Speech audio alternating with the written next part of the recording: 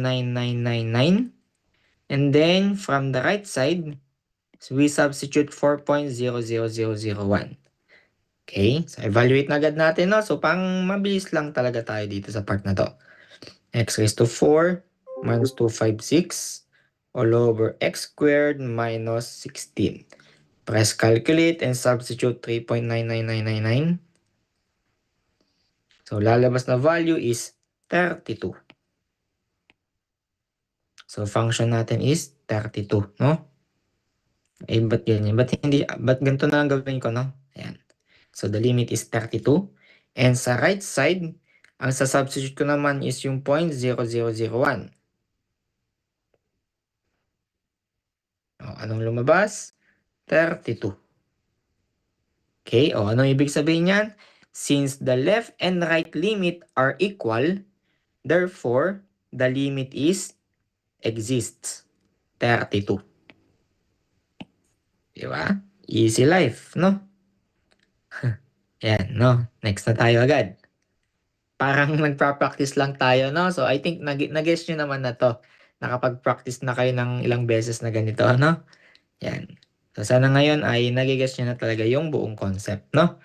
Oh, as x approaches to 0, di mamimili na lang kayo ng dalawa. No? So, from the left side, we choose 0.00001. Ay, from the right pala yan. Piliin na natin yung negative, no? Negative 0.00001. And sa right natin, right na 0, 0.00001. Okay? Ang function natin is 5 over x squared. Then, press calculate, negative 0.00001. We have ayan, a very large number, no? 5 times 10 raised to 4. Or that is approaching positive infinity. Okay? Next. Press calculate. What if 0.00001 naman? It's approaching to positive infinity then. Yan. Therefore, the limit is positive infinity. Kasi nagparehas sila. Infinity, infinity, parehas. The left and the right limits are the same. Therefore, the limit is exists, which is positive infinity nga lang. No? Infinite limits. Kuha. Question. Okay, so wala. Tuloy pa natin. Okay lang ba yung facing natin? Ng pagsasolve? Yes, sir. Ayan. Okay, thank you. No? Ayan, thank you. Ayan. Sunod naman natin, ito, practice ulit. Okay, so I think hindi ko nasusulat yung yung 4.001 and 3.9999, no? Computein na natin dito. Meron kayong sa calculator, sabayan nyo ako, no? Kung kaya nyong makasunod, no? Plus 20 all over 9x squared minus 8x plus 4. Press calculate. Oh, from the left side ng 4, 3.99999. Diba? Anong lalabas na value? Yan. We have 2.379. Yan. Sige, sulat ko na nga lang. Baka magkakaiba-iba pa, no? 2. Wait. Nung sinubstitute ko yung 3.99999, ang lumabas na value ay 2.37931. Meanwhile, kapag sinubstitute naman natin ay yung positive, from the positive side or right side, ano kayang kakalabasan nito?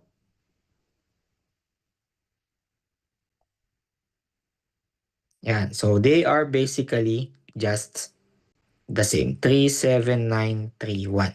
No? Sabihin, ang limit natin is 2.379. Okay? So, hanapin nyo na sa choices, no? Yan.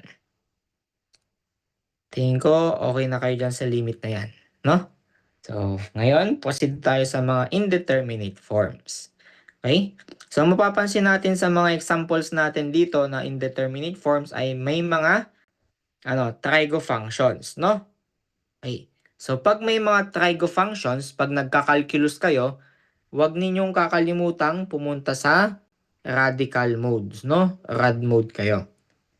Paano mo gawin yung rad mode dito? Shift mode. Ayun. Sa akin, pinipindot ko lang to. Dapat maging radians mode, no? Sa inyo, shift mode, no? Shift mode. Dapat radical mode, no? Okay, parang kunwari, sin pi, dapat 0 yon, no? Tapos cosine pi ninyo is -1. Yan, no?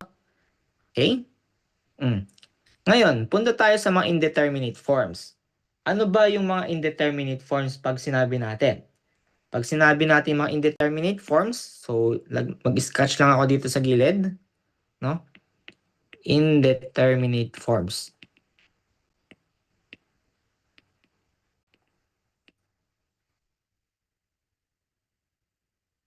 Okay. So, ang mga example niyan ay yung una, that is yung 0/0, no? Pag 0/0 kasi, hindi natin alam, no? Kasi merong statement na 0 divided by any numbers is equals to 0. Okay?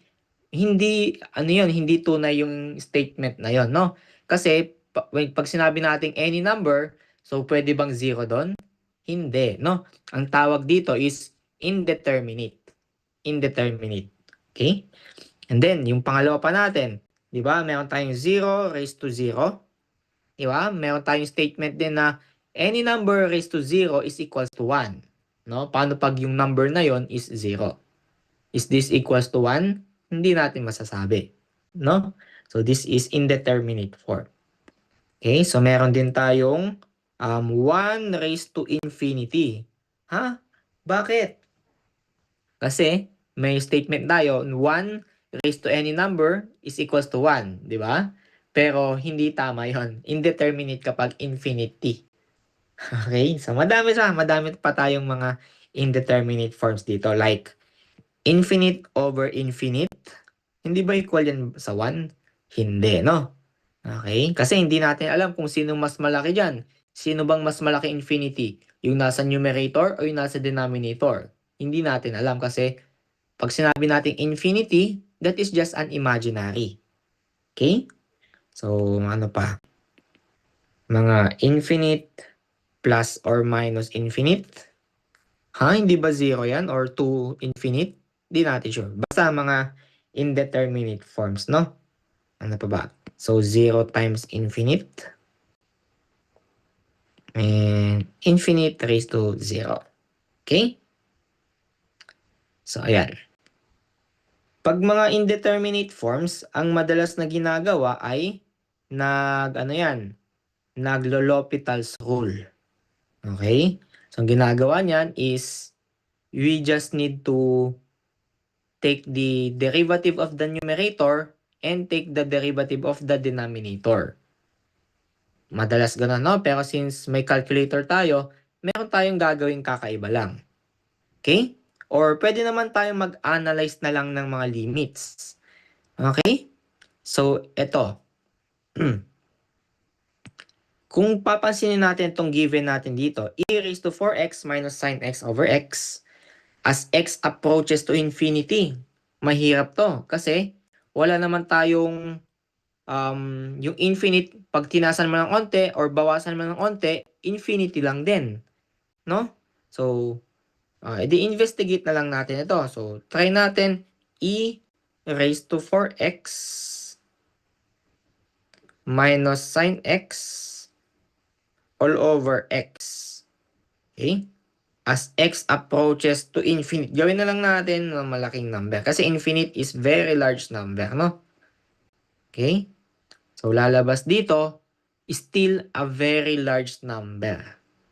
Okay? So, possible nito, ang sagot talaga dito ay equals to infinity. Okay? So, infinity pa rin yung naging sagot, no? Okay, so, eto. Paano mo nasabing infinity talaga yan, sir? Or pwede naman natin itong ma-investigate eh. Okay? So, pwede nating hatiin sa dalawa yung ating fraction na to. E raised to 4x all over x minus sin x over x. Okay? Dito muna tayo mag-focus sa sin x over x. Okay? Yung sin x, ano ba yung maximum value ng sin x? Di ba? Ang graph kasi ng sin x, alam natin, sinusoidal. Sinusoidal ganito. So, yung max values niya lang, yung sin x natin is hanggang dito lang. No? Which is 1, yung kanyang amplitude. Nare-recall? Or negative 1, nasa baba. Okay? Ibig sabihin, etong sin x na yan, kapag binago-bago natin yung mga values ng sin x, any number yan, sin 1, 0.84 lang, 1.2, 0.93, 0.3, 0.96. So, ang nangyayari dito is hanggang ang max niya lang is yung 1. Yan, sin pi over 2, no? Yan, maximum na yan, yung 1. So, tapos, pag dinadagdagan mo pa yung x natin, let's say, 1 yung maximum ng sin x. Tapos, over x, as x approaches to infinity. Ano ba yung 1 over infinity na yan? Diba? That is very close to 0. So, parang nine-neglect na lang natin to. Tama? Okay. So, paano naman itong e raised to 4x over x? Paano naman yan? Okay? Sino yung mas mabilis na pagtaas? Yun na lang pag-usapan natin, no? Okay, so, ito. Observe na lang natin yung flow, no? Para lang maniwala tayo na infinity yung naging sagot dito. Explain ko lang ng saglitan, no? E raised to 4x over x. So, let's try when x is equals to 1. Okay, so mapapansin natin na 54.598. Pag sinubstitute natin to, yan, naging 1490. So, mapapansin natin ang bilis ng pag-angat. Ayun, no?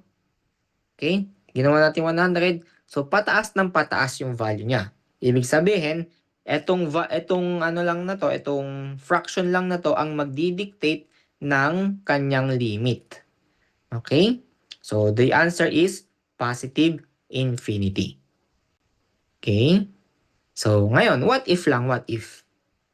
Ang tanong dito is approaches negative infinity. Okay? Approaches to negative infinity.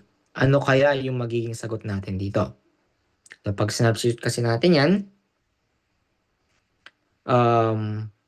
negative infinity is a very low number, no? Which is negative infinity. Negative 100,000.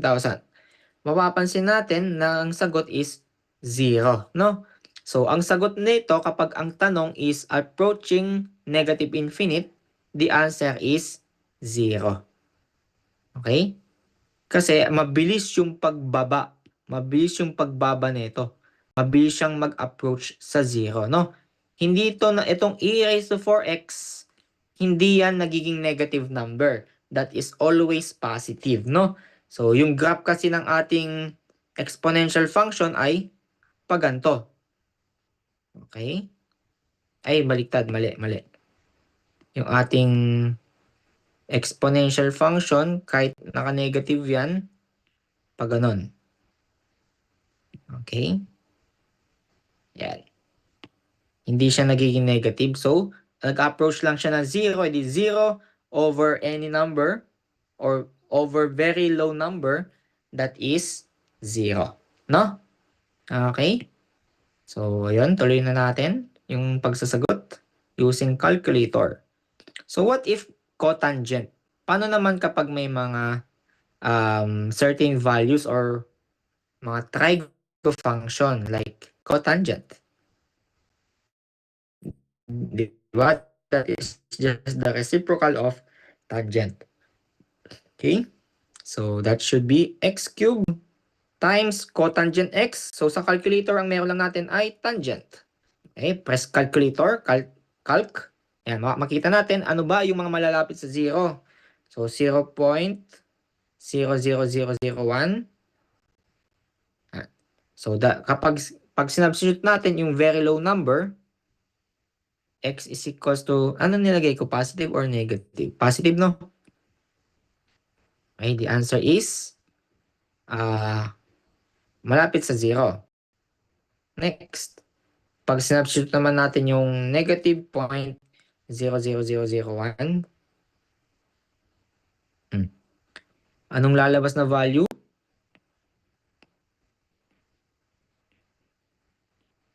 So, lalabas ay 1 times 10 raised to negative, or that is approaches to 0. No? So, therefore, the limit is 0. Okay? Dito, ang normal na ano nito, yung normal solution is gagawin tayo ng x cube all over tangent x. Kapag sinubstitute natin 0 on both numerator and denominator, lalabas dyan 0 over 0. So, anong ibig sabihin yan? So, this is indeterminate. Okay? So, pag indeterminate yan, kailangan mo ngayon derivative sa numerator, pati sa denominator. No? This becomes 3x squared all over, derivative nito is secant squared x. Okay? So ngayon, pag sinubstitute na natin yan, ano ba yung secant squared x na yan? Diba? That is just the reciprocal of cosine squared. Approaches to 0. 0. Yan. So 1. So pag nag-substitute na tayo ng 0, lalabas dito ay 1. Okay? Tapos 3 times 0 squared. Lalabas talaga ang limit niya is 0. Okay? So, kahit hindi na natin gawin yung L'Hopital's rule, no? Basta magawa natin yung napakaliit na mga numbers. Okay? Next, paano naman to? Mga infinite limits na naman. Mukhang mahirapan tayo dito, no? So, paano gagawin natin dito? Sagutan, no? So, tangent 2x minus 8x all over 4x minus cosine x. Yan. As x approaches to infinity, anong gagawin natin doon? So, approaches infinity, we substitute a very, very large number. Kaya lang, anong lalabas? Negative 2. Yan agad, no? So, tama na kaya yung sagot natin. Nung nag-substitute tayo, x approaches to a very large number, lumabas na sagot is negative 2. Okay. So, pag sinubstitute kasi natin yan, ano to? Wala. Ang mangyayari kasi dito is magka-cancel out ito, magka-cancel out ito. Ang matitira is 8x over 4x. Tapos matatanggal yung x, edi negative 8 over 4 or negative 2. So, parang ganun lang umikot yung solution no? Okay? So, at least, alam natin yung mga technique kapag mga limits yung questions. No? Okay?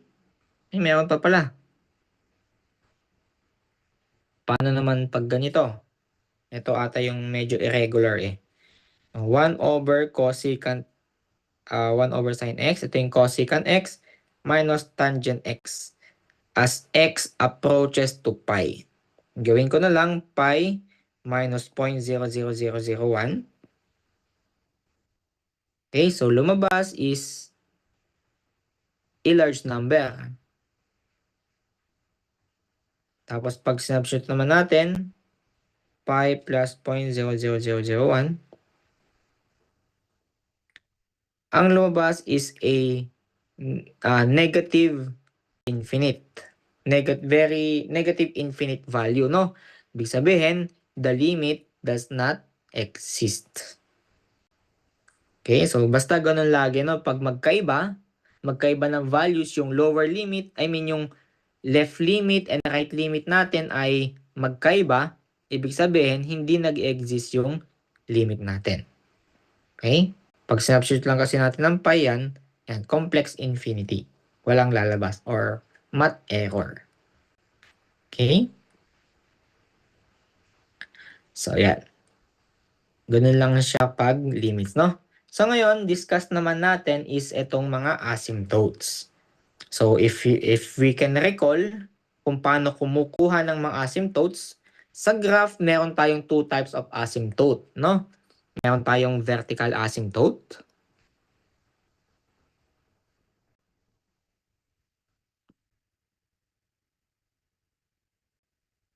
And then meron din tayong horizontal asymptote.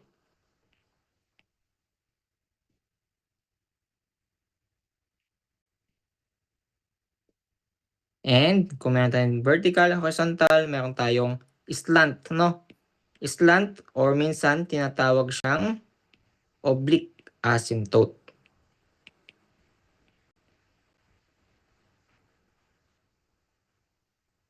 Okay? So ano ba mga itsura nila? No? So pwede nyo naman atang i-record. Wait lang. Kaya bang i-record pag sa Zoom?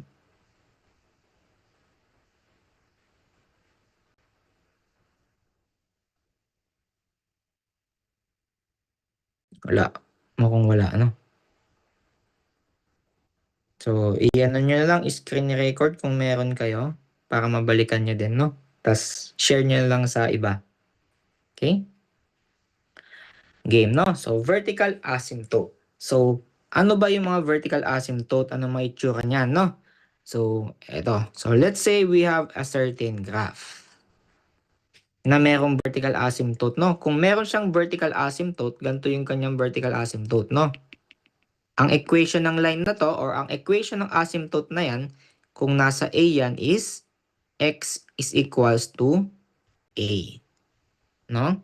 So, ano ba yung mga itsura ng graph na yan? So, possible graph natin ay pag ganito. Yan. Yan, no? Meron tayong nabuong vertical asymptote. Okay. Yan yung kanyang itsura. So, paano naman sa horizontal asymptote? Horizontal yung kanyang asymptote. So, parang ganyan din, no? So, meron tayong yung parang exponential function natin kanina. Tanda nyo? Yung parang paganyan, no? O, asan yung kanyang horizontal asymptote? Pag pa-approach siya dito, ayan. Hindi siya lalampas dito sa x-axis na to, no? So, this is y equals to 0. Okay, kasi nasa x-axis siya. And then, meron din tayong oblique asymptote. Paano natin mabivisualize yun? Ibig sabihin, slant yung ating mga asymptote. Possible, ganito yung kanyang itsura. Yan.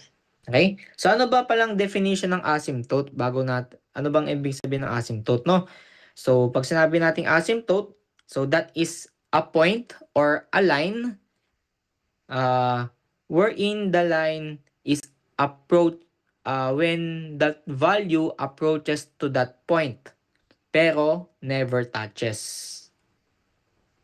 Okay? So, yan yung kanya ibig sabihin, no? Kasi pag zoom in natin ng zoom in pa or palapitin pa natin ng palapitin dun sa ating asymptote, so parang ganyan, no?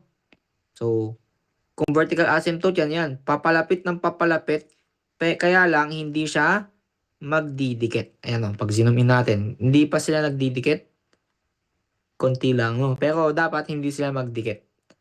Okay? So, yun yung ibig sabihin ng asymptote. Yan. So ngayon, paano ngayon tayo kumuha ng mga vertical asymptote? So pag nagsosolve tayo ng vertical asymptote, note nyo to, no? Ginagawa natin is, yung denominator, ine-equate natin sa 0. And then, solve for x, no? So, denominator, denominator,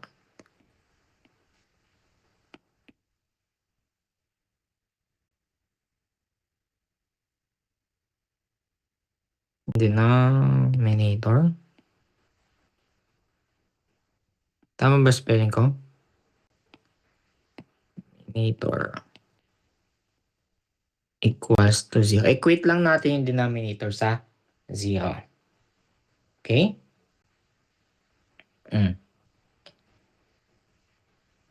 Paano naman yung horizontal asymptote?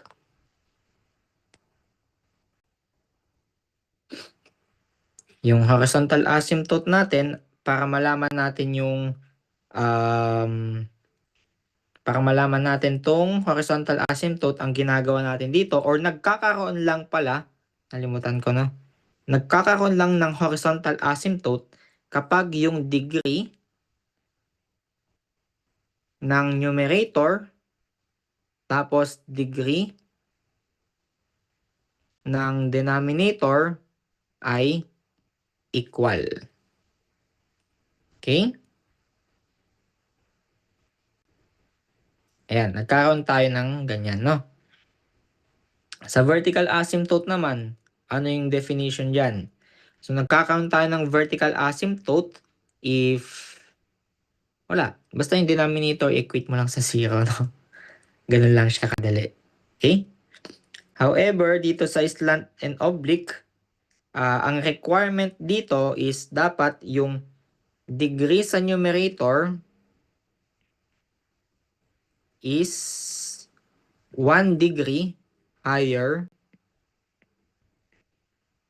than degree sa denominator.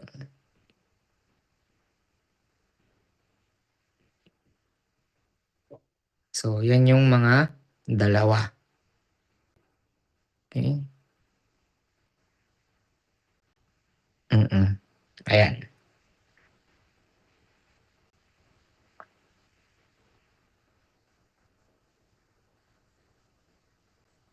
Nakuha?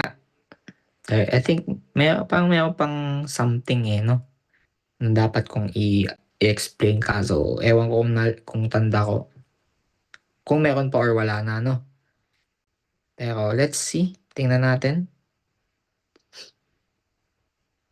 Let's try to solve this our first problem.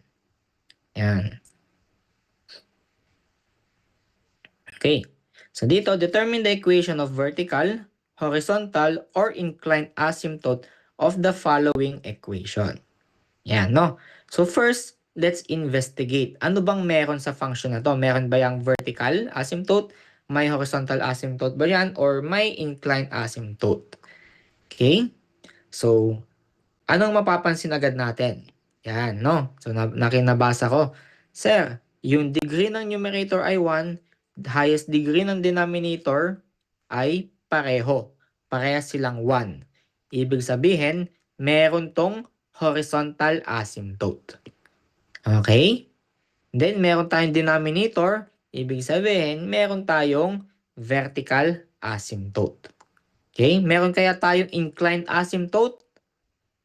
Wala. Bakit? Kasi ang requirement sa inclined asymptote ay yung numerator dapat may 1 degree higher than the denominator, no? Pwedeng, let's say, meron tayong x raised to 6 all over x raised to 5 minus 1. Kunwari yan, no? So, kung ganito yung ating equation, meron tayong inclined asymptote. Kasi, yung numerator is 1 degree higher than the denominator. Okay? Okay, no? So, let's start. First, let's solve for the horizontal asymptote. Pag horizontal asymptote, anong ginagawa natin? Horizontal, no? So, naka-y yan. Dapat yung degree ay pareho. Okay, so pag i-evaluate natin yan, yung horizontal asymptote natin, ang actual na solution dito is that we just need to take the limit as x approaches to infinity. So, parang gagawin natin ganito, no? Limit ng 8x over x minus 4 as x approaches to infinity. Ito yung ating magiging equation ng horizontal asymptote. Okay?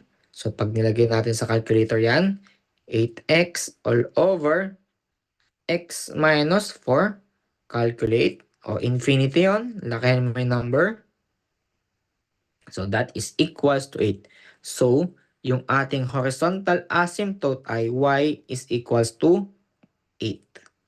Okay? So, yan talaga yung actual solution niya. No? Yung pagkuha ng limit as x approaches to infinity. So, ngayon, ang shortcut method niyan ay kinukuha lang natin yung mga highest exponent, highest degree. No? Anong matitira sa atin dyan ngayon? So, pag kumuha tayo ng equation, ang gagawin natin dyan ay y is equals to 8x over x. So, pag sinimplify natin, y is equals to 8. So, ayan yung ating horizontal asymptote. Tama ba?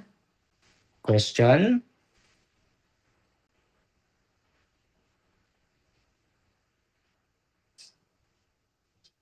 Wala pang question, sir. Ay, sige. Okay, thank you. So, sana naintindihan, no? Yes, Okay. sir. Thank you. Ngayon, ano naman tayo? Vertical asymptote. Pag vertical asymptote, ano ba yung ginagawa natin? Diba? Sabi natin, ang ginagawa lang ay yung denominator, i-equate lang natin siya sa 0. Okay? So, ayan, no? Equate na natin sa 0 yung ating denominator. Ano yung nasa denominator? X minus 4 equals to 0. Therefore, yung ating vertical asymptote is equals to x equals to 4. Ganun lang kadali yung ating vertical asymptote. Okay? Yan, no? Yan lang. Proceed agad tayo sa next question. Yan. At ano ang ating mapapansin dito? Mapapansin natin dito na yung degree ng numerator tapos degree ng denominator ay magkaiba. Hindi na siya equal. Ibig sabihin, wala tayong vertical asymptote. Malinaw? Okay. So, ano pang mapapansin natin? So, yung denominator ay may 1 degree higher than the numerator. Does that mean na meron tayong oblique asymptote? Hindi, no? So, kailangan dapat ay yung numerator yung may mas malaki. Okay? Numerator dapat yung may 1 degree higher than the denominator, not the other way around. Okay? Ibig sabihin, itong number 10, meron lang siyang vertical asymptote. Okay? So, ang vertical asymptote natin dito is, ayun lang, x squared minus 16 equals to 0. And then, solve for x, no? So, x squared is equals to 16. Take the square root of both sides, and therefore, x is equals to positive and negative 4. Okay, so meron tayong dalawang asymptote, no? Yung isa, x is equals to negative 2. Then yung isa naman, x is equals to positive 2. Ayan. No? Investigate lang tayo. Halos. Sige. Ayan. Paano naman ito? Mapapansin natin, observe agad natin na mas mataas yung numerator ng 1 degree higher than the denominator. Ibig sabihin, ito ay merong oblique asymptote. Okay? Meron kaya itong meron ba itong vertical asymptote? Meron, kasi meron tayong denominator, no? Horizontal asymptote kaya? Wala, no? Okay? Hindi pwedeng magkasabay na meron tayong slant asymptote pati horizontal asymptote, no? Kasi ang requirement sa horizontal asymptote natin is yung degree sa numerator should be equals to the degree ng denominator. Meanwhile, yung degree naman ng numerator dapat natin sa slant asymptote is 1 degree higher than the denominator. Okay, kaya hindi sila magkakasabay. Okay? Now, let's solve. First is the vertical asymptote, no? Ginagawa lang doon is yung denominator, equate lang natin yan sa 0. Yan. So, solve natin. X squared is equals to 4.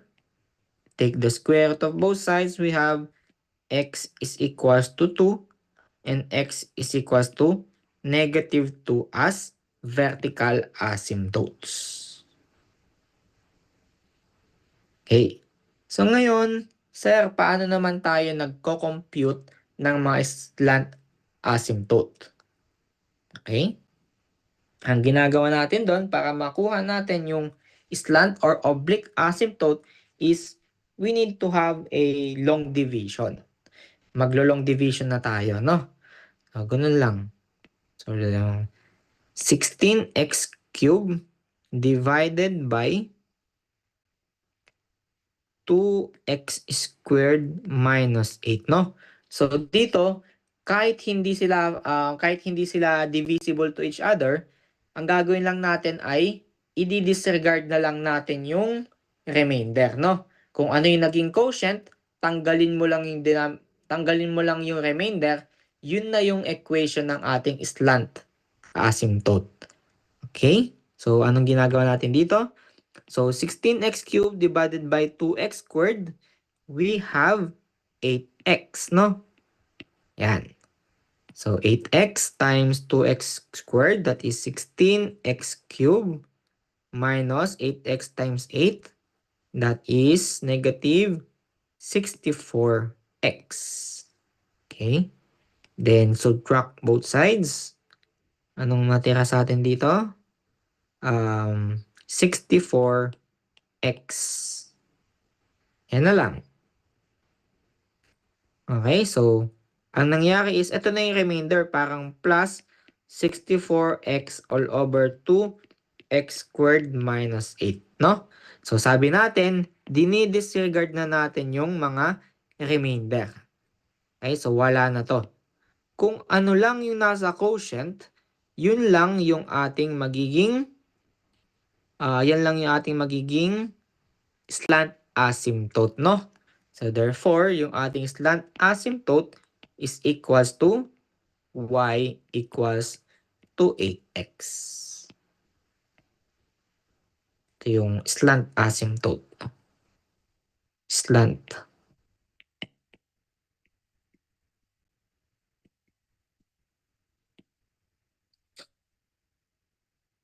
Ayan na. Next tayo. Sana yung nasusundan, no? So, ano nyo muna? Absorb.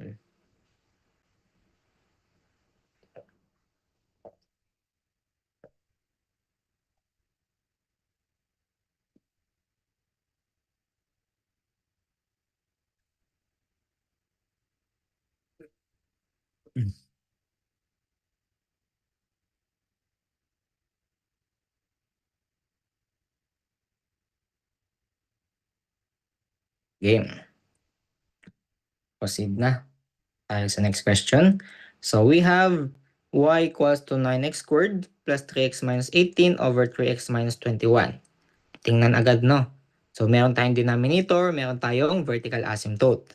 Yung numerator, highest degree is 1 degree higher than the denominator, which means meron tayong oblique asymptote. Diba? So let's try. Vertical asymptote agad. 3x minus 21 equals to 0. So therefore, x is equals to 7. Ito yung ating vertical asymptote. Okay? Next, slant asymptote agad. Di ba? Bilis lang. Ginagawa natin is mag-long division tayo. No? Long division, pwede ding synthetic division. Okay? So, ano to? Green tayo. 9x squared plus 3x minus 18 divided by 3x minus 21. Ayan, no? So, 9x squared, ang ginagawa pag naglo-long division is dinidivide itong highest doon sa highest natin. No? So, 9x squared divided by 3x, we have 3x. And then, pag minultiply natin, 3x times 3x, that is 9x squared. 3x times negative 21, that is negative 63x. And then, we subtract. Lalabas na lang dito is yung 66x. Then, bring down yung isa, minus 18. Okay? And then, ginagawa natin, 66x divided by 3x, we have 22. No? 22. So, plus 22. Pag dinivide na natin, mayroon tayong 66x, 22 times 21. Negative 462. Okay? So, pag pinag-minus natin, 462 minus 18. 444. So, ito yung magiging remainder natin. And wala tayong pakialam sa remainder, no? Therefore, yung ating slant asymptote is y equals to 3x plus 22.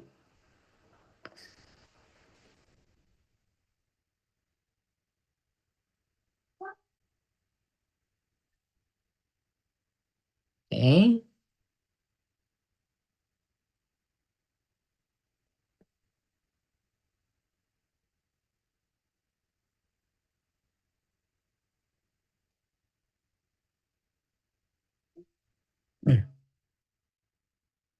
Okay, next.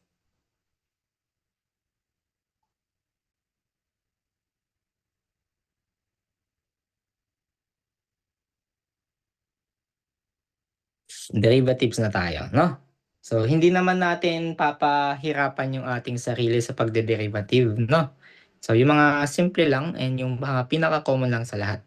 Okay? So, dito, so y is equals to square root ng x raised to 8 minus 4th root na, minus 4 times 4th root ng x raised to 4 minus 5x raised to 5. Okay? So, kapag kapag pag nagde-derivative kayo, pag nag-integrate kayo, pag meron kayong nakitang mga radical sign, i-convert nyo agad yan as a, dito, exponent, no? Naka-fraction. Okay?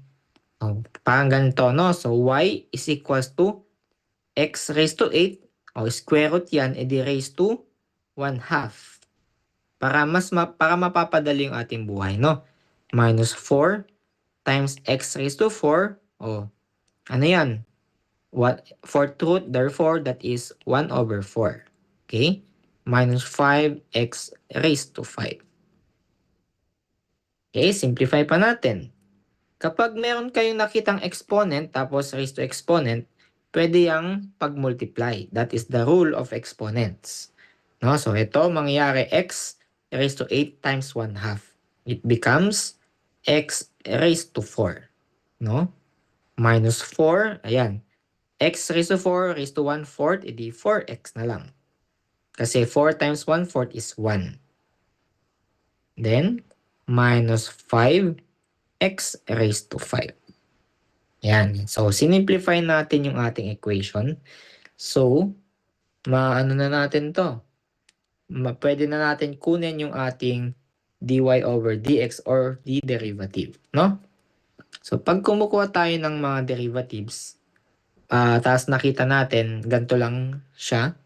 More on power rule lang. Okay?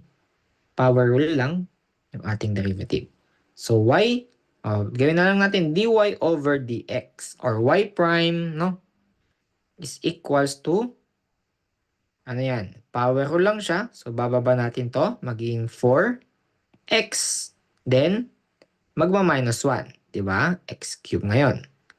Minus, kung meron tong raised to 1, ibababa mo yung 1, edi 4 times 1. No? So, 4.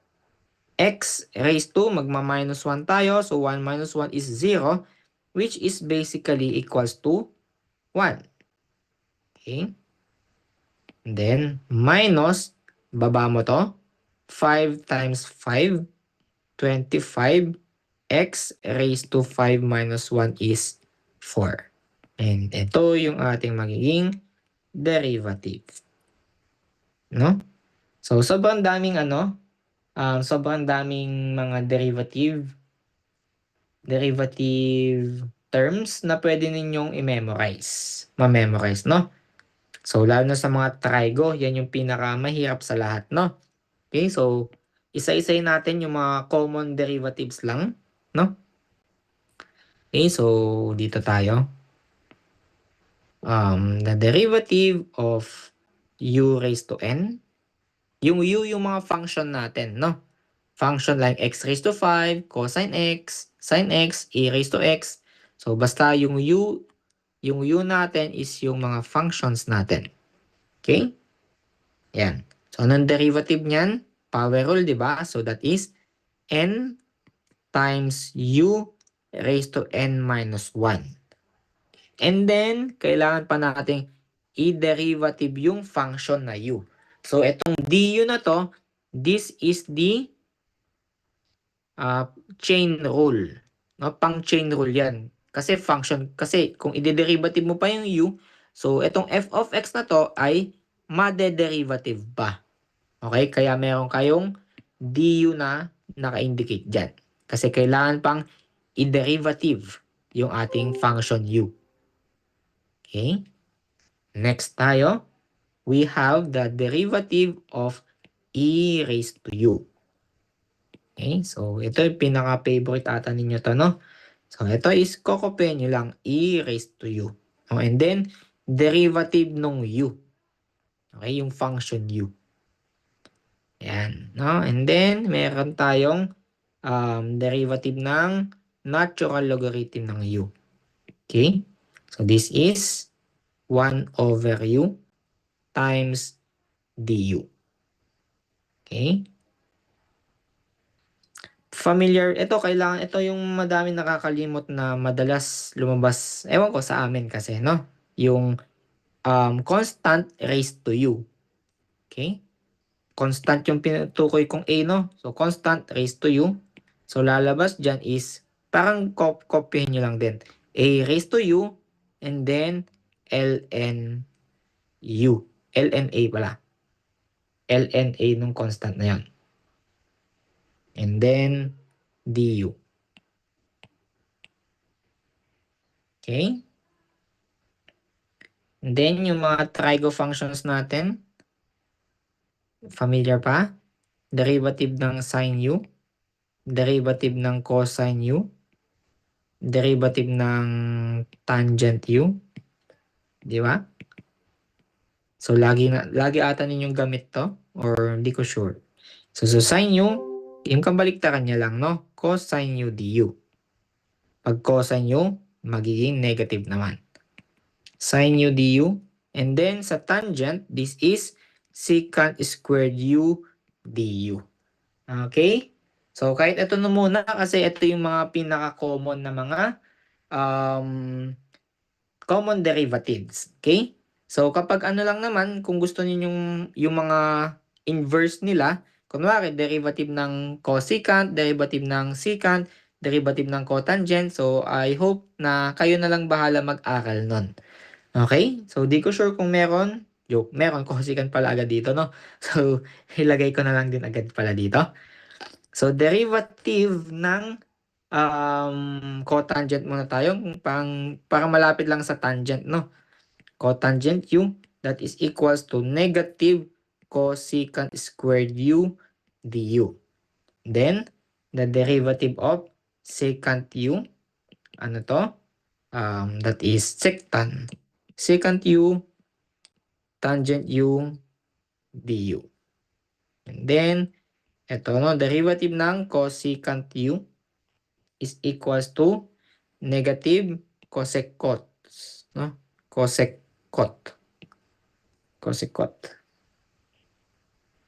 O tangent u du. Ayan. Okay? Game. So let's try solving this question. Determine the derivative of e raised to cosecant x. Yan. dy over dx is equals to, mapapansin natin, this is in the form of e raised to u, no? So, ang derivative ng e raised to u ay equal sa e raised to u du. Ibig sabihin, kinopya niya lang yung mismong function. Okay, so dito, kokopyahin lang natin yung mismong function, e cosecant ng x. Nasusundan? Cosecant x. Okay. And then, meron pa tayong du. So, this is for chain rule, no? Du. I-derivative mo pa yung u. I-derivative mo pa yung exponent. Ano ba ang derivative ng cosecant x? So, derivative ng cosecant x is negative cosecant x cotangent x dx. Ayun na yung dx, no? So, okay na yan. Okay, this is our answer.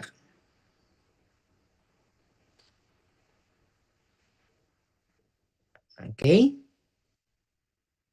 So, proceed tayo sa next form. Okay? So, this is a special type, no? Special type of derivative. Mahirap to. X raised to 4. Wala siya dito. Hindi natin pwedeng i-apply itong u raised to n, no? Applicable ba ito? Hindi. Kasi itong u raised to n na to, yung u, yan yung function. Okay, tama tayo dito sa x na to. Pero yung exponent niya, n, that is a constant. And yung ating exponent dito is a function. Ibig sabihin, hindi applicable ito. Okay? Ngayon, ano pa kayong applicable yan yung kamukha niyan? Sir, hindi ba kamukha niya itong a raised to u na to? So, hindi, no? Kasi yung a natin dyan, yung a na to is a constant. However, variable yung ating nandito. Ibig sabihin, hindi applicable yan. Okay? Pero part din siya ng solution. Okay? So, kapag mga ganitong mga situation or mga scenario, ang ginagawa natin dito is may binababa tayo. No? Meron tayong simplification na gagawin. Okay? So, ang gagawin natin sa equation na to ay magta-try tayong mag-take ng logarithm on both sides. Okay? So, bakit? No, kasi hindi applicable yung mga common derivatives natin. Kung ganon, pwede nating i-tweak yung ating equation. So, sa case na to, magte-take tayo ng logarithm on both sides, no? Para mababa natin yung exponent. Okay?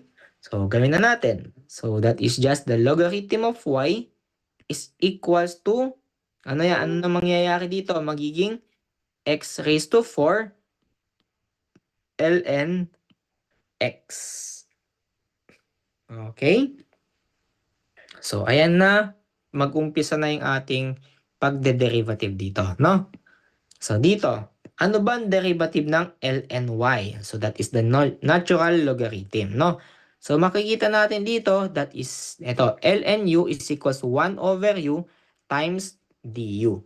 Okay, so dito, magiging 1 over y times the derivative of y, which is dy over dx. Tama ba? Yung dy over dx, that is the derivative of y. Di ba? Ayan o, ano bang derivative ni y? Dy over dx. Derivative ni y, dy over dx. So sa case na to, yung du na tinutukoy natin dito, yung u is yung y. No? Ano ba yung derivative ng y? Dy over dx. Okay. Now, let's proceed with the other side. So dito, meron tayong dalawa. x raised to 4 ln x. Meron tayong dalawang function. Pag meron tayong dalawang function, anong ginagawa natin? Di ba? That is our chain rule kung tawagin. No? So, the derivative of the chain rule, let's say u times v. Function u times function v. That is equals to u dv plus v du. Okay? So, ayan yung tinatawag nating product rule. Lagay ko na lang.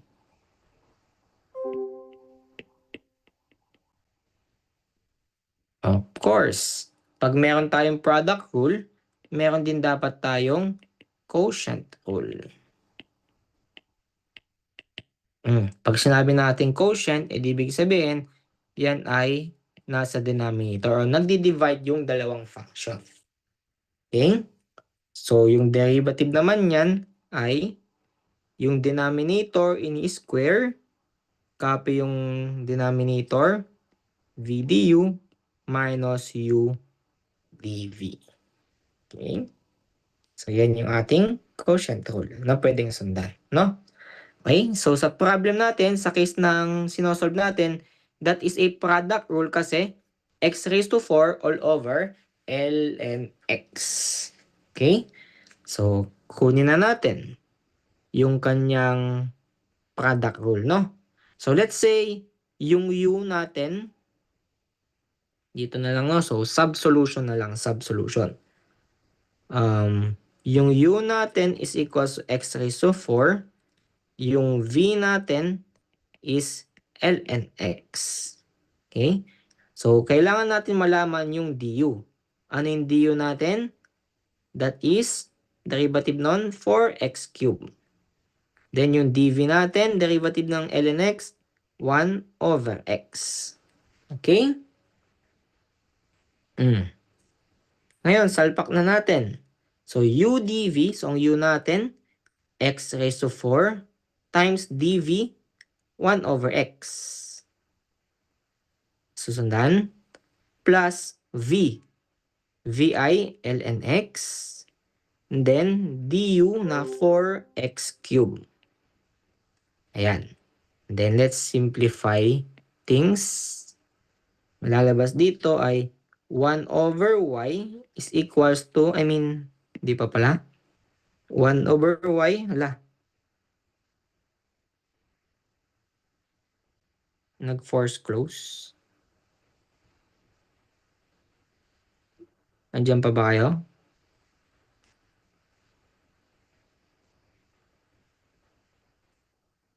Nasaan na tayo? Wait lang, no? Andiyan pa ba? Hindi ko alam kung ano nangyari. Okay, thank you, thank you.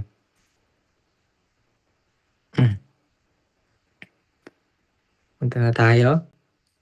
Yan. 1 over y times dy over dx is equals to, simplify natin, this is x cube. Ay, but 4? X cube plus 4x cube ln x. Okay? So, ang kailangan lang naman natin dito is yung dy over dx. Tama ba? Kung dy over dx lang yung ating kailangan, edi ilipat ko tong 1 over y dito sa kabila. Times y. Okay? Para makuha na talaga natin yung value ng dy over dx na yan. Okay? Which is equals to y. Ano ba yung y? Di ba? So, sa umpisang-umpisa pa lang, alam natin na y is equals to x raised to 4. So, yun yung value ni y na isusulat natin dito. X raised to 4 times yung nasa loob natin, no? Na x cube plus 4x cube ln x.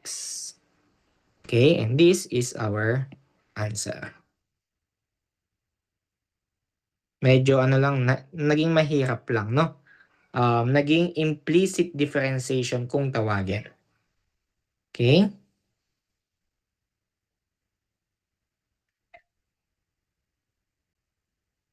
Okay na? I hope nakuha ninyo yung pag-product rule. No? So now let's proceed with implicit differentiation.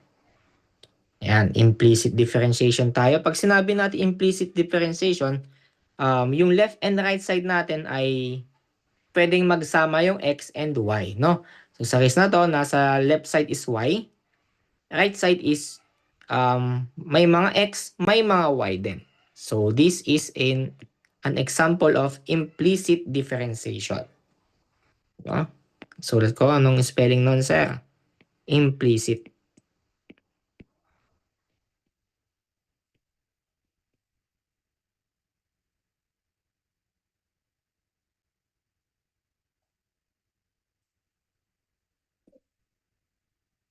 Okay?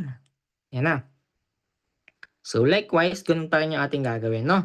So, ide-derivative natin yung both sides. So, ano ba yung derivative ni y? That is dy over dx. Okay? Is equals to derivative ng 2x raised to 4. Yan ay 8x cubed. Okay? Ngayon, anong derivative ng y raised to 4? So, derivative ng y raised to 4 ay negative 4y cubed. O, ano pa? Kulang pa. Tapos, times du, di ba? Or dy over dx. Question? Question dito sa term na to?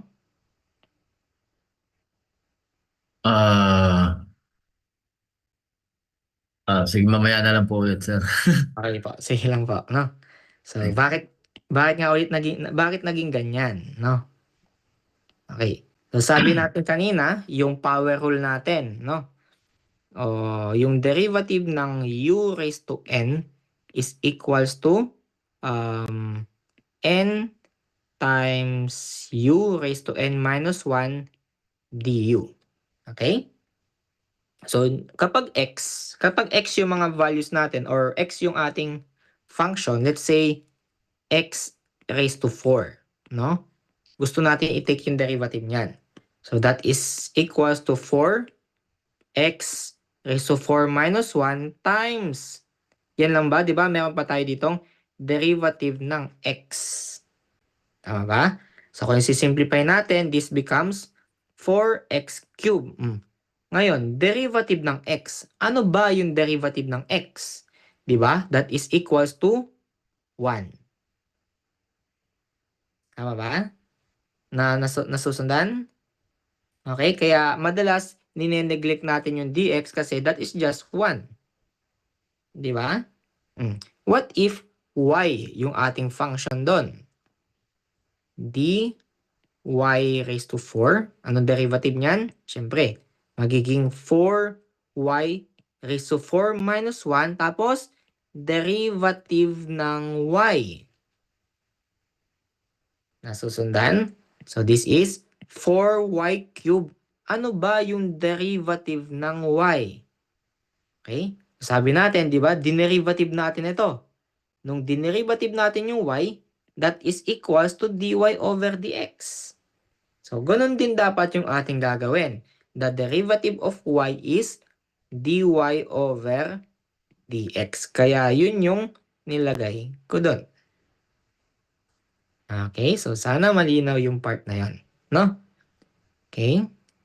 And then, meron pa palang isang term, derivative ng negative 16xy, no?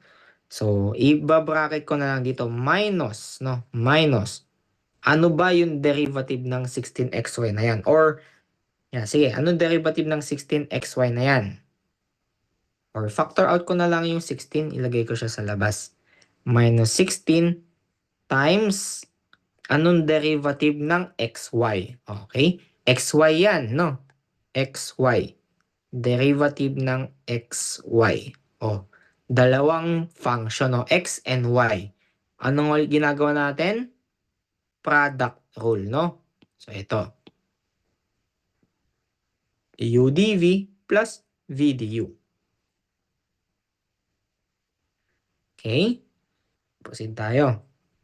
Kung xy tayo, instead na xy, isipin natin na this is uv. No? Okay, so lalabas na sagot dito is x dy plus y dx. Tama ba? Yes, no? So ngayon, yung x dy, etong dy na to, ano ba talaga yan? Ano yung derivative ng y? Di ba? Sabi natin, ang derivative ng y is dy over dx. No? Plus y times dx. Ano ba yung derivative ng x? That is 1. Kaya, ang derivative ng xy is equals to x dy over dx plus y. Okay? So, yan.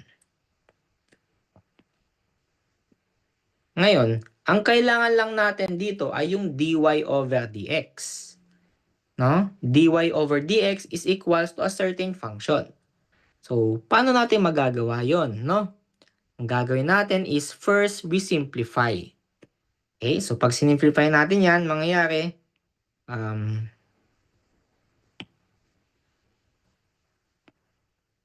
sinimplify natin, mangyayari, dy over dx is equals to yan, 8x cubed minus 4y cubed dy over dx minus 16x dy over dx minus 16y, no? Okay. Ngayon, after nating mailagay sa isang line, ang gagawin natin ay lahat ng mga may dy over dx, lahat ng mga may dy over dx is ilalagay natin sa left side. At saka yung mga walang dy over dx, sa right side lang natin ilalagay, no? Okay, hanapin natin lahat ng mga may dy over dx. So, yung una is ito, dy over dx. Yan yung unang-una. Okay? And then, itong 4y cubed dy over dx, meron yan dy over dx, lipat mo sa kabila, magiging plus 4y cubed dy over dx. Okay?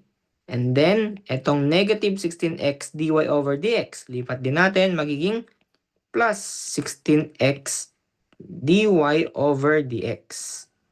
Yan lang ba? So, yun lang, no? And then, lahat ng mga walang dy over dx, sa right side natin ilagay, no? So, dito, 8x cube minus 16y. Sila lang yung natira. Okay? Yan. Ngayon, ano ba yung dahilan? Bakit natin nilagay sa left side yung dy over dx?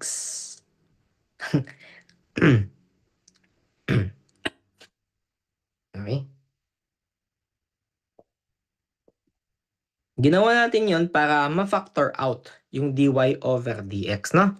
So, pag finactor out kasi natin yan, magiging dy over dx times 1 plus 4y cube plus 16x. Okay? Equals 8x cube minus 16y. Yan, no? And then, gagawin natin ay, since dy over dx lang naman kailangan natin, ilipat na natin to sa kabila, no? Giving us an answer, dy over dx is equals to 8x cubed minus 16y all over 1 plus 4y cubed plus 16x. Ayan po, this is the way of solving implicit differentiation. Okay? Yan. Question. Wala po, sir. Okay, nakuha naman, no, kung bakit meron, kapag nagde-derivative tayo ng y, laging may dy over dx, no?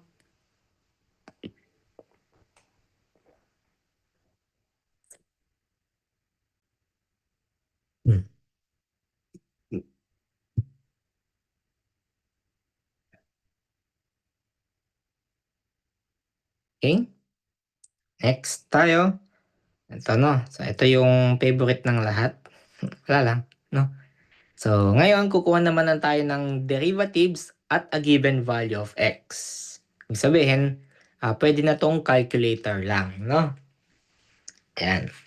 So, dito, kasi ito yung derivative at a specific point. Or, pag sinabi kasi natin derivative, that is the slope. Kumukuha tayo ng mga slope at a given point.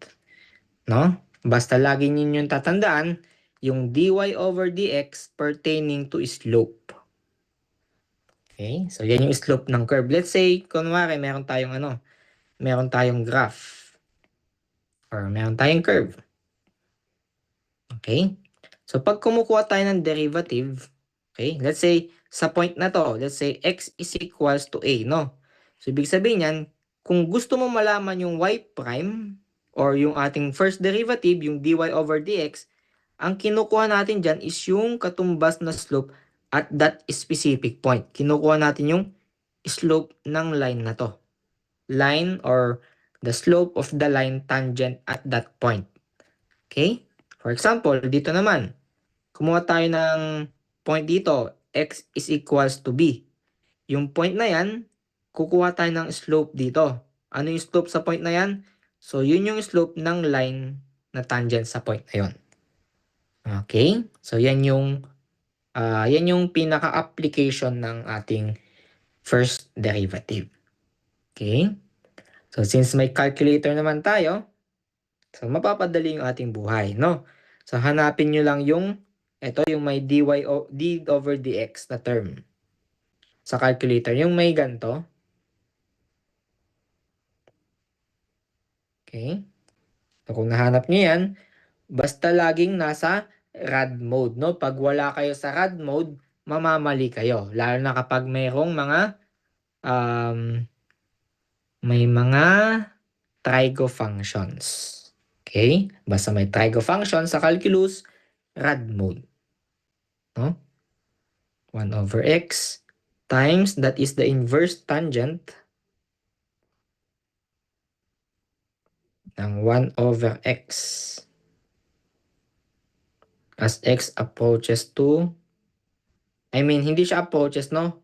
At that specific point, negative 1. So, dito, ang value natin, ang y prime is equals to 1.285. Okay? Ganun lang itong mga problem natin dito, no? Basta derivative na at a specific point, calculator lang siya. Okay? So, another example. Ano yung ating slope dyan? Di dy over dx x times arc cosine ng 2x squared. At what point? 0.1. Yan. 1.316. So, sana, baka magbigay ako ng ganito din, no? Para may sure ball na points kayo, no? Ayan. Wala naman kayong question dito. Siguro ito, magkakaroon kayo ng question, no? Find, ano yung d squared y over dx squared?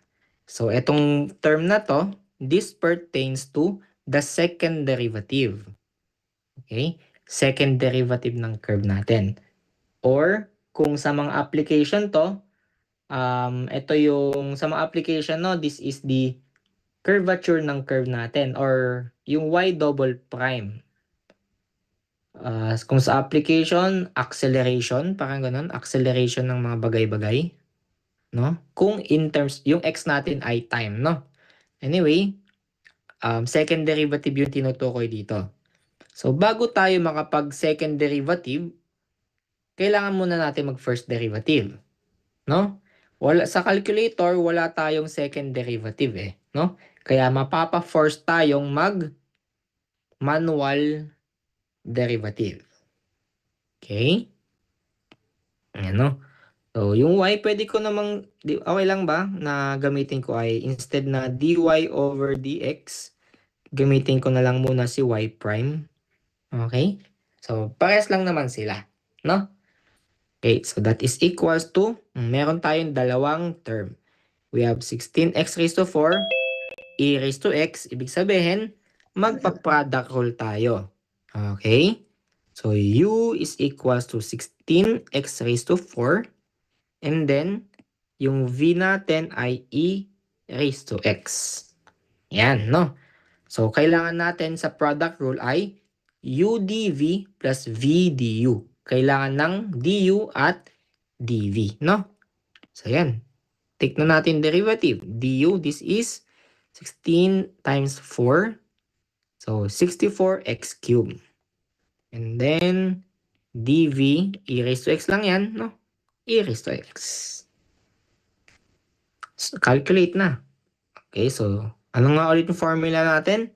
Diba, meron tayong u dv plus v du. So, susundan lang natin yan. Okay, so yung u natin, that is 16x raised to 4 times dv e raised to x plus v, ano yung v? E raised to x du 64x cubed. So, ayan na yung ating magiging first derivative. Okay? Ay, walang ano. Parang kulang ng given, no? So, dito, find this for a given value of x. For a given value of x. So, let's say, ano na lang, x is equals to 0.2, no? Ito na lang yung ating kunin kasi given value of x. Okay? Yan pa rin nawawala. Okay, so kung meron na tayong first derivative, para malaman natin yung second derivative at that specific point, x is equals to 0.2, di dumiretso na lang tayo ng calculator. Okay, mali. Ayan, no? So, meron tayong 16x raised to 4 times e raised to x plus e raised to x times 64x cubed when x is equals to 0.2. Yan, so ang answer natin is 10.66. This is our answer.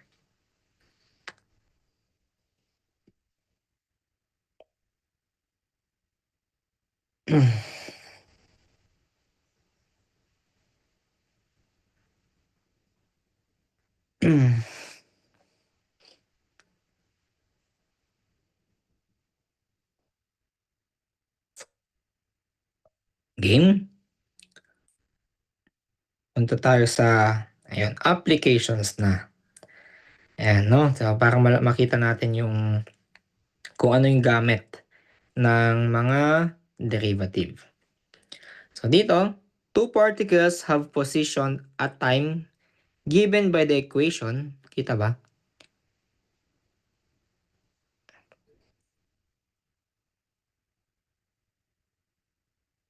Yan.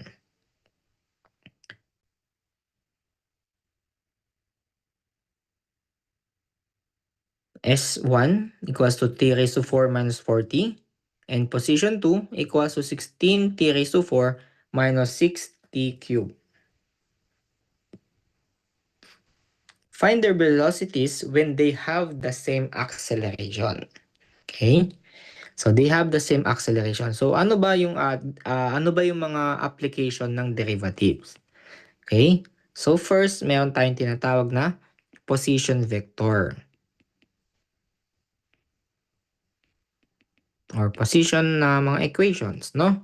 So yan yung mga y values, x values, or yung mga s natin. S as a function of time, no?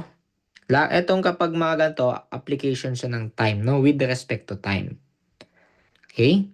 And then, kapag kinuha natin yung derivative ng position vector, yun ay magiging velocity, vector.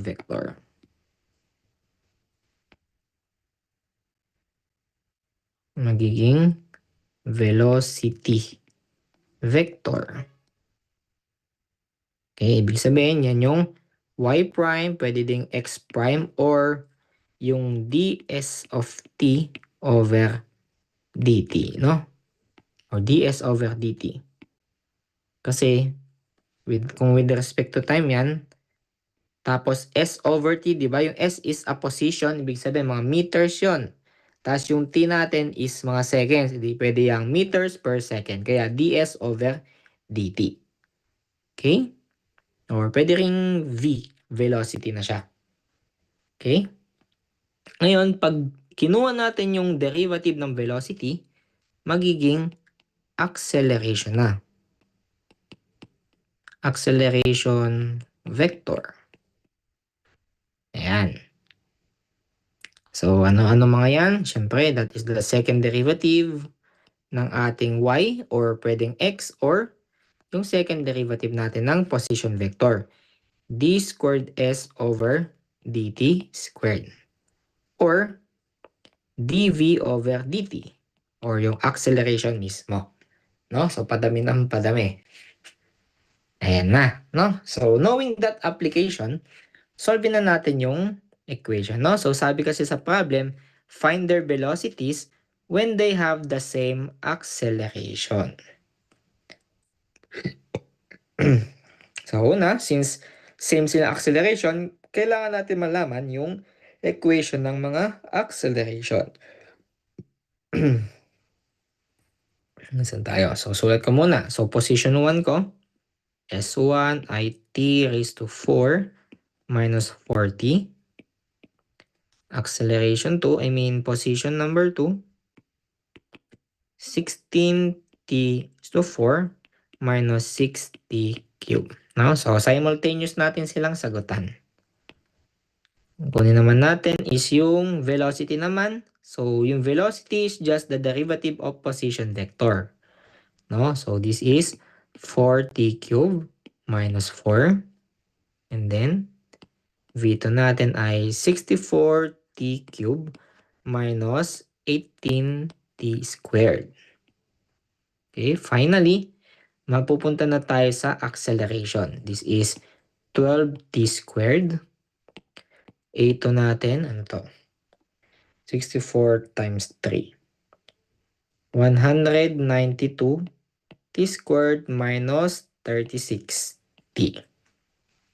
Ayan. Sabi sa problem, find their velocities when they have the same acceleration. No? Same acceleration, edi pag-equatein natin tong acceleration 1 and acceleration number 2. Okay? So, A1 is equals to A2. So, pag in-equate natin yan, ano yung mga values ng t natin? Okay, so 12t squared. Calculator ko na lang, no? So, pwede namang mag-shift solve dyan. T squared minus 36t. So, lalabas dito is 0.2. Yung 1/5, no? And 0 or 0.2 seconds. So, ngayon, ang tanong, find their velocities. So, pwede namang sila magkaroon ng same acceleration but different velocity. No? Acceleration na yung parehas nila pero yung velocity ay magkaiba. So, ang tanong, find their velocities. Edi kailangan natin malaman itong V1 and kailangan natin malaman itong V2 na to. Okay, by substituting the value of time. Therefore, anong kulay pa din nagagamit? Orange. So, velocity 1 is equals to 4 times 0.2 cube minus 4. And then, velocity ng 2 ay equals to 64 times 0.2 cube minus 18 times 0.2 squared. V1, V2, simultaneous talaga natin silang sinasagutan. 4x cubed minus 4. Calculate natin when x equals to 0.2. So dito, meron tayong negative 3.968 meters per second. And then V2 natin, ano siya? 64x cubed minus 18x squared. Calculate xi 0.2, negative 0.208 meters per second. Yan yung ating magiging sagot, no? Question.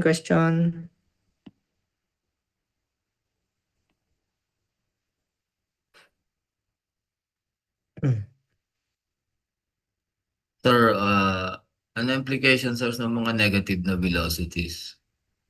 Ibig sabihin po nila ay pabagal po. Ang galing po sila sa mas mabagal na velocity, tapos kung acceleration nila is positive, pabilis po ng pabilis. Di ba?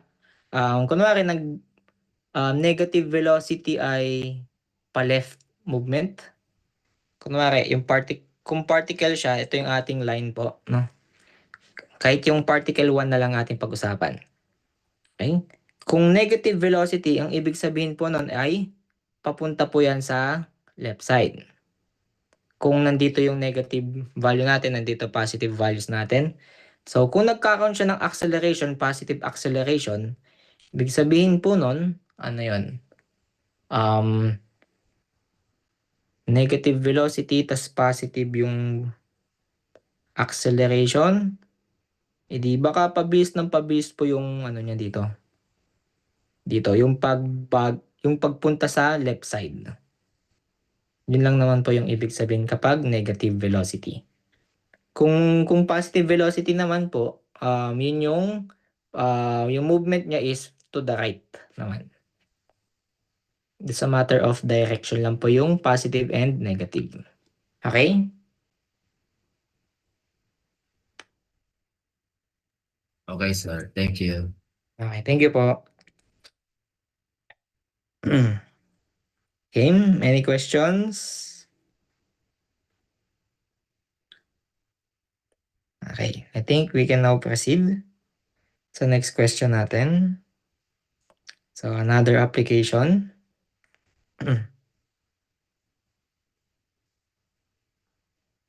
There's a problem. Determine the slope of the curve y is equals to 4x squared minus 8x minus 21 at 411. Okay, so pag tinanong, slope. Anong sabi natin kanina? 'Di ba? Kapag kumukuha tayo lagi ng mga first derivative, that is pertaining to the slope. Kaya, ang tanong dito is determine the slope, ang kailangan lang natin malaman ay yung derivative niya, yung first derivative at that specific point. Malinaw? So, ang gagawin lang naman natin is ide-derivative to, no? Ngayon, sir, kung at a specific point, anong point yung pinag-usapan? So, yun yung ay nasa 411, no? So, ano yung value ni x natin dyan? 4. Okay, so wala tayong pakialam sa 11 kasi yung x lang yung kailangan natin dyan. Okay? So, first, kunin natin yung dy over dx, which is the first derivative, no? Yan, dy over dx, di ba slope to? Kung yung d natin is that is the differential y over differential x. So, parang yan yung delta y over delta x. Diba? This is the slope. Rise over run. No? Okay? Ano yung ating derivative? That is 8x minus 8. Sabi dito, at x is equals to 4. Kaya, sasubstitute na lang natin siya. 8 times 4 minus 8. So, this is equals to 24. Okay, so yan po yung ating magiging slope. Okay. Pwede din naman gamitin ninyo yung kanina, yung ganito, no? D over dx ng 4x squared minus 8x minus 21 when x is equals to 4. So, yeah, 24.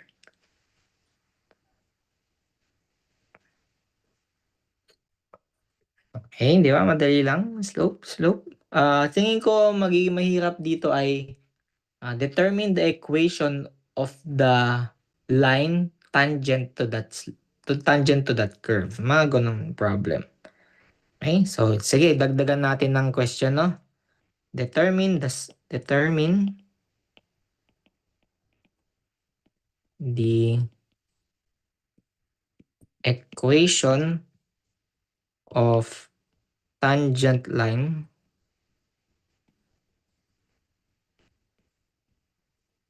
at 411. Okay? So, if yung itsura ng graph natin dito is nakaganto, kunwari lang hindi naman siya eksaktong ganto, no? 411. Kunwari yung 411 ay nandito. Okay, that is 411. So, yung tangent line na pinag-usapan natin is yung line tangent dyan.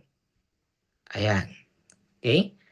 Alam naman na natin yung slope niyan, which is 24. Hindi kaya na natin makuha yung equation ng tangent line na yan, no? So, using the point slope form, no?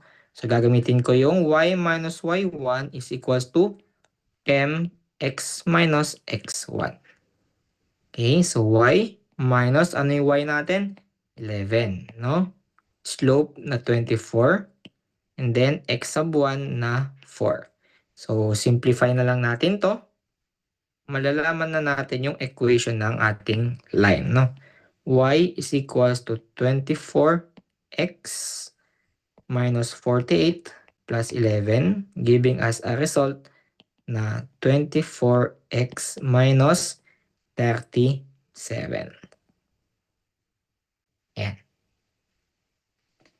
And that is the application ng ating first derivative.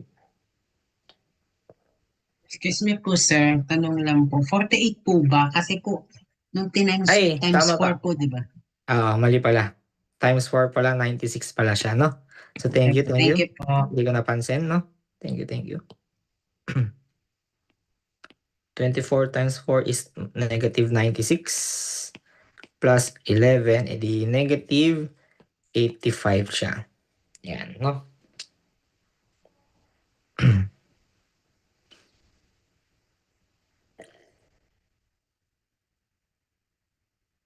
Okay. Punta na tayo sa another application.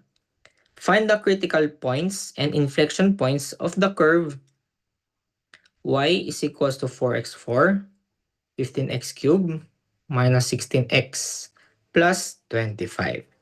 Okay? So, ano ba tong mga critical points na ito?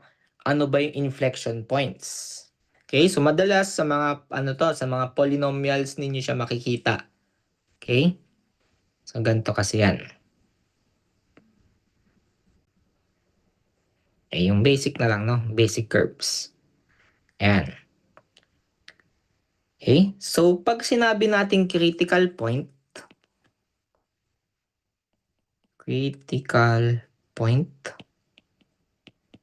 ito yung, pangit. Sige, dyan na lang, no? Pag sinabi natin critical point, ito yung, this is the location wherein slope is equals to 0.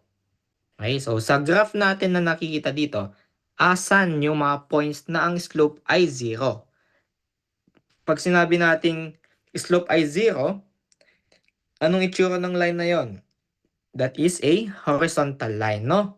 So dito, yung peak natin dito, meron tayong horizontal line dyan. Slope is 0. Tama ba? No? Dito din.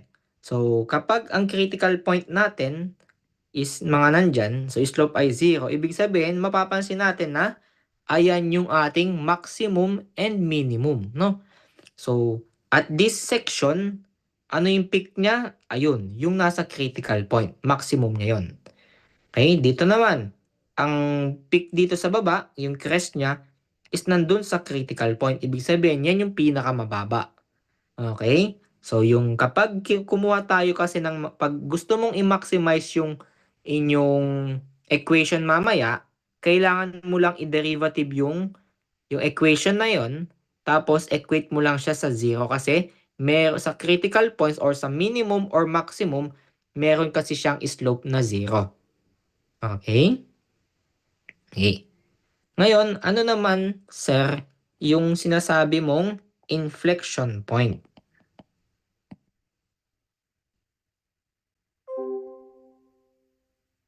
Pag sinabi natin inflection point, ito yung second derivative natin ay equal sa 0. Ang ibig sabihin niyan, ito yung nag-change na siya ng direction. Yung point wherein the change in the direction. Anong change in direction sinasabi mo, sir? No? So, let's say, ditong point na to, no? So, dito, makikita natin, yung curve niya ay pababa. No? Pababa. Tapos dito, syempre, pababa pa rin, pero yung kanyang curvature ay pataas. Napapansin? No? Parang pag ganito, tapos pataas. No? So, dito, kung maglagay ka ng tubig, dito makakasalo ka ng tubig, dito parang hindi ka makakasalo ng tubig. No? So, yung point na kung saan nag-change ng curve, kunwari, exage ko ng ganito, ayan. So, yung point na to, this is the point of inflection. Okay? Nag-change na siya ng direction, no? Ng curve. Dito, pababa, pang nakaganyan yung curve. Dito naman, pataas. Okay? So, sa graph na to, asan yung mga inflection points? Siguro nandito, and then nandito din. And nandito. Diba? Yan yung mga points of inflection natin. Sana na nagigets nyo yung concept between the two. Yung pinaka-importante dyan is or pinakamahalaga sa dalawang concept na to is yung critical point. Kasi nagagamit siya sa madaming problem. Okay. Ngayon, kunin na natin yung sagot na to. Find the critical points and inflection points. First is we need to calculate yung critical points. Saan nga ulit nag-o-occur to? So, yung slope ay 0 or yung y prime ay 0. Kaya, ano-ano yung mga values ni x na yung first derivative is 0. No? So, let's say, kunin muna natin yung first derivative niya. That is 16x cubed minus 45x squared minus 16. Okay. Ngayon, ito, i-equate natin yan sa 0 para malaman natin lahat ng values ni x. Okay? So, madami. Meron tayong possible tatlong value. Kasi, tatlo yung ating highest degree dyan. Okay? So, ako, medyo maganda yung calculator ko dito kasi ibibigay niya agad yung mga root, no? So, sa inyo kasi, kailangan nyo pang magpipindot ng ibang mga numbers para malaman lang yung iba-ibang mga values, no? Equals to 0. So, I think isa lang pala yung lumabas. Try nyo nga mag-shift solve kayo. Ito lang din ba yung lumabas?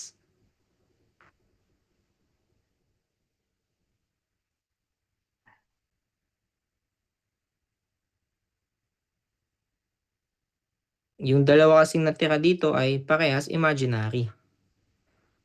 This is 2.9291. Ito yung ating critical point. Isa lang pala. No? Okay? Check ko kung meron kayong question. Wala naman.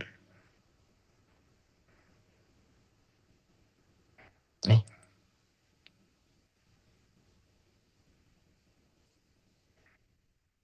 Okay. Next is the inflection points.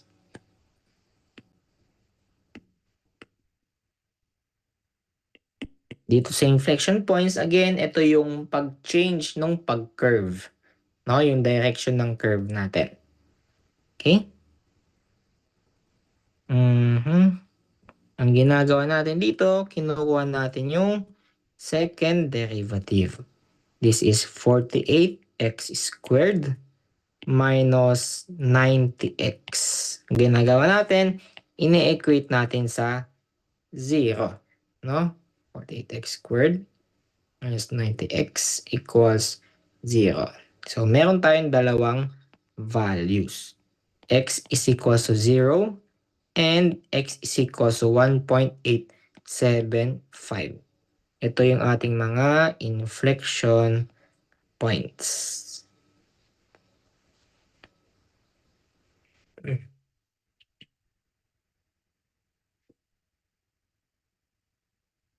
Yan.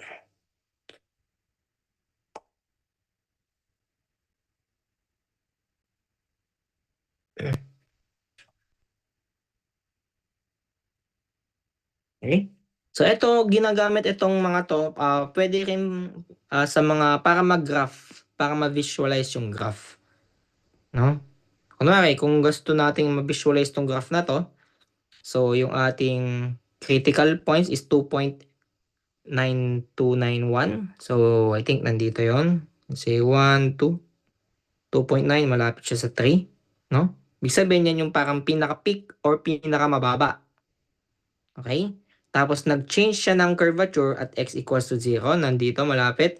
And 1.875. 1.875 possible nandito, no? Okay? So, anong mga possible niyan? Possible na itsura ng graph. Hirap mag-visualize nito kung walang ano eh. Baka pababa na to. Hindi, pataas yan. Tingin ko minimum tong 2.29 to nandito. Tapos dito, nag-change siya ng curve. Tapos dito, nag-change din ng curve. Baka ganito. Baka ganito yung tsura ng graph. Kasi dito, sa x equals to 2.292, nandito yung minimum. Meron siyang slope na 0. Tapos, x is equals to 0, nag-change ng curvature. Ayun o, pataas, tapos pababa dito. Tapos, 1.875. Pag ganito dito, pababa, then pag ganun. No? So, I think lang naman ganito yung itsura ng graph. No? Okay? Meron ba tong graph? Hindi ako naka-pro. Sorry. Yan. Ngayon, punta na tayo sa other applications. Pagkuha ng maximum and minimum values. Ano ang ginagawa natin pag kumuha tayo ng mga minimum and maximum values? Ang ginagawa natin ay kinukuha lang natin yung first derivative and then ine-equate natin sa 0. No? Okay. Let's start. Find the maximum and minimum value. So either maximum or minimum to or pwede din both, no? Pwedeng dalawang sagot dito kasi minimum and maximum eh. No? So first, let's take the first derivative. Meron tayong dalawang function.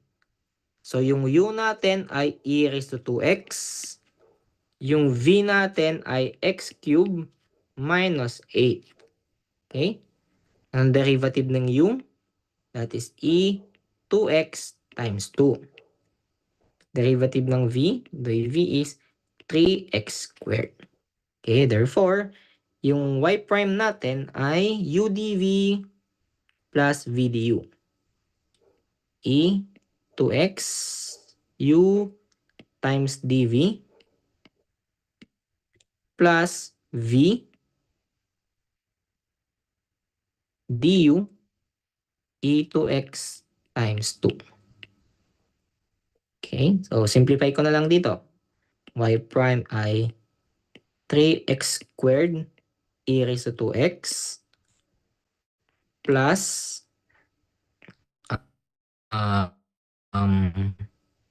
lagay ko sa labas nito minus 8. Okay. Sa case na to, ano yung mga values na magpapa-0? So, equate 3x squared e2x is equals to negative 2e2x times x cubed minus 8. Okay, so possible dito magka and then solve for x tayo, no? Ang gawin ko na lang, ilagay ko na lang yung e raised to 2x din sa equation. Kasi e raised to 2x pwedeng maging 0, hindi, no? Magka-cancel out talaga yan. Anyway, lagay ko na lang din dito. Times e raised to 2x is equals to negative 2e raised to 2x times cube minus 8.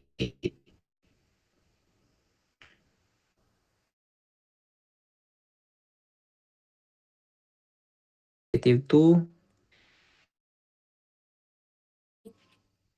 Therefore, x is equals to 1.605. Try ko nga tanggalin itong e raised to 2x na to.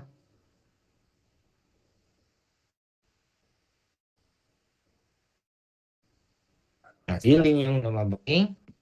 Ngayon, ano nga yun yung maximum or minimum value niya? Okay? So, ang gagawin natin is just direct ng y. So, y is equals to e raised to 2 times 1.605 times x cube or ano ba yung x natin? 1.605 cube minus 8. I think minimum value to, no? So, wala nang mas bababa pa dito pag nag-substitute tayo. E raised to 2x times x cube minus 8. Okay? Pag-calculate natin, 1.605. So, pinakamababang value na yung negative 95.783. So, minimum siya. So, pag nag-substitute kayo ng kahit anong number pa dyan, let's say x equals to 10, mga malalaking value na yan, or x equals to negative 100, wala. Hindi. Tama, mas mababa pa rin tong ating value kasi negative 95. Ito, 0 lang, no? Let's say x is equals to 0.2 and negative 11 lang. Oh, when x equals to 1, negative 51, negative 1.6 or something, 1.6. Palapit tayo ng papalapit dito. Ito kasi yung pinaka-minimum na value. No? I hope you understand the concept of minimum and maximum. Okay? Next tayo. Okay, this is a common problem.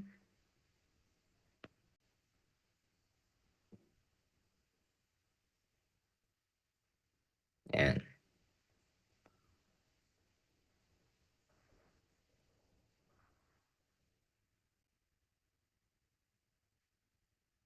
A rock is thrown upward from the ground.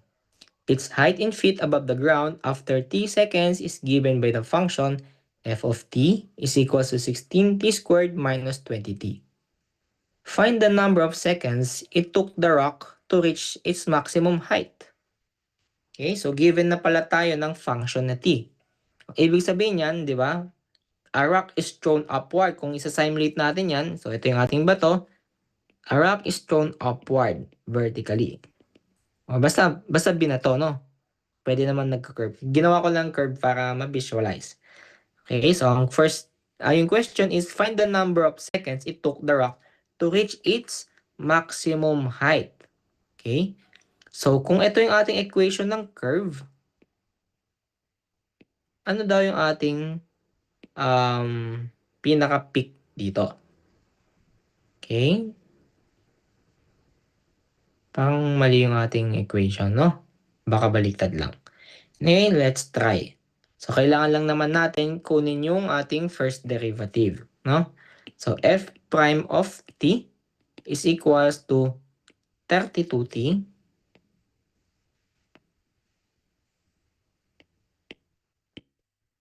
minus 20. Okay, anong ginagawa natin? Sabi, equate lang daw sa 0 and then solve for t. Ayun na pala yung sagot, no? So, 32t minus 20 equals to 0. So, this gives us 0.625 seconds. This is our final answer.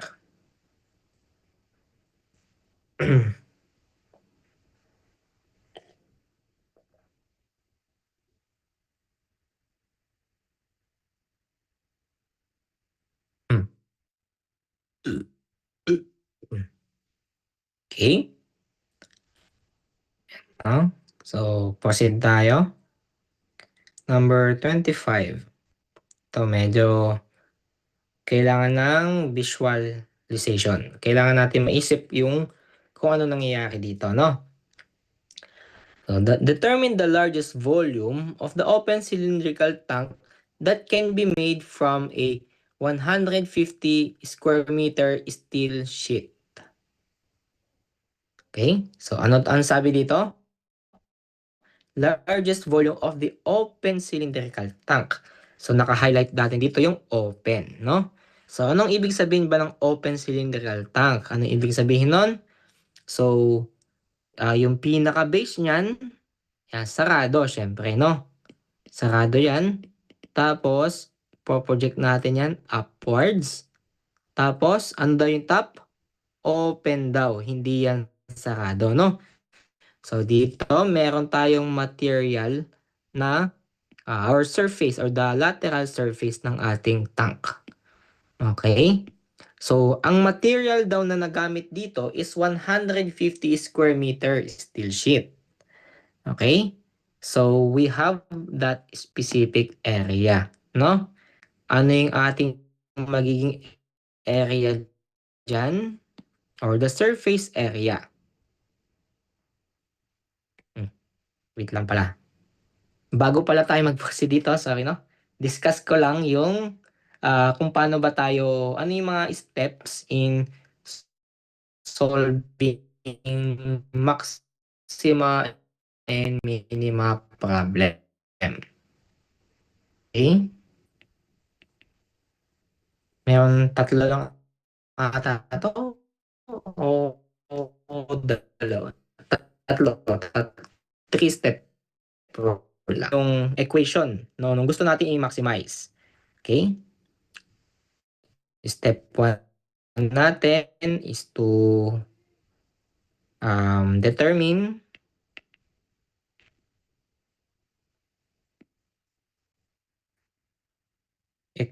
equation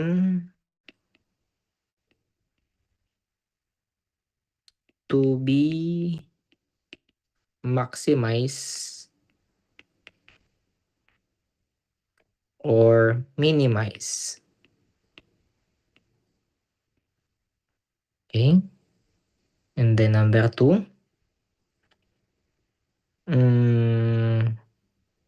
yun, yung differentiate, no? Differentiate.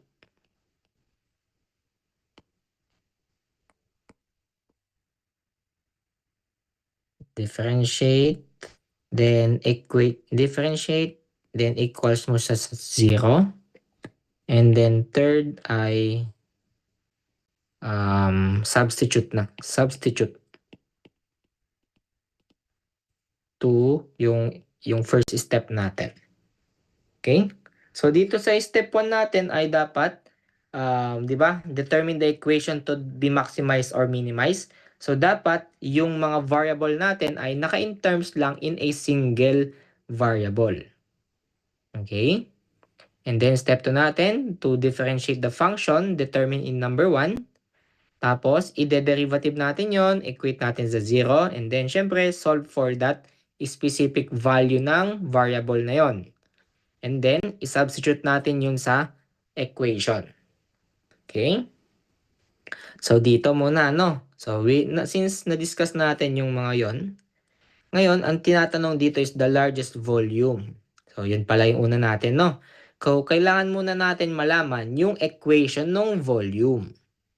Okay? So ano ba yung ating magiging volume? Working equation. Ano ba yung volume ng ating cylinder na may height na h at may radius na r? Diba? Ang formula natin for volume is pi r squared height. Okay? So, ang problema natin dito, meron tayong dalawang variable, radius and height. Okay? So, sabi natin kanina, dapat one variable lang. No? So, lagay ko dito. One variable lang. Okay? Yan. So, dito, r squared, tapos h dalawa. Okay, ngayon, kailangan natin magpaisa. Saan natin kukunin? No? Paano natin mapag-isa yan? So, kailangan natin, manggagaling yan dito sa another given na 150 square meter na steel sheet. Okay? Ano ba yung surface area niyan? Kasi, di ba, ibig sabihin, 150 square meter yung gagamitin natin in order to get that largest volume. Yan lang yung requirement natin, no? Okay? So, the surface area, yun yung gagamitin natin. Anong formula niya dito? So, meron tayong bilog sa ilalim. So, meron tayong pi r squared. Okay? And then, yung material sa palibot. Yung palibot na area, no? So, pagbubuklatin mo yan, pagbubuklatin mo yung ating cylinder, meron tayong shape na rectangle, no? May height na h. Tapos, ano yung length niya? Diba yung length niyan is yung paikot na to? No? Kasi binuklat lang natin eh. So, yung length na to is yung parang circumference lang ng ating bilog, which is the 2 pi r. Tama? Kasi pag ano yan, kapag binuo natin to, kapag pinagdugtong natin yung una, pati yung dulo, magiging cylinder na siya. Tama ba? So, yung length na to, ito yung bilog na nakikita nyo dito. Okay? So, ano yung area niyan? Plus 2 pi r h.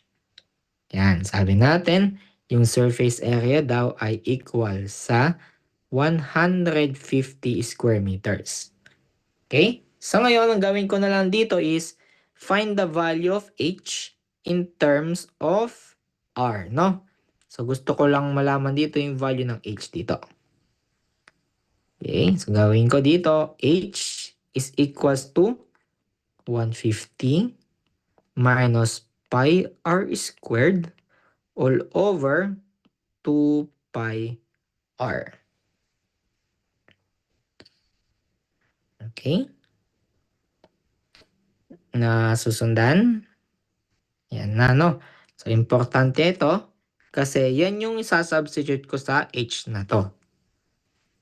Okay? So, ano nga yung volume ko? Dito na lang, kasya na kaya dito? So, V is equals to pi r squared times yung h natin na 150 minus pi r squared over 2 pi r. Ayan, no? Okay? So, simplify muna natin bago tayo mag-proceed para mas dumali tayo. Cancel yung pi. Cancel isang r. Ayan, no? So, matitira sa atin dito, pag sinimplify natin, volume is equals to 150 over 2. That is 75r minus pi r cube. Pangit. Pi r cube over 2. Okay? So, ayan na yung ating volume in terms of a single variable. Kuha. Tapos na tayo sa step number 1. Step number 2, differentiate and equate to 0 and solve for that variable. No? Differentiate na natin, edi dv over dr with respect to radius kasi.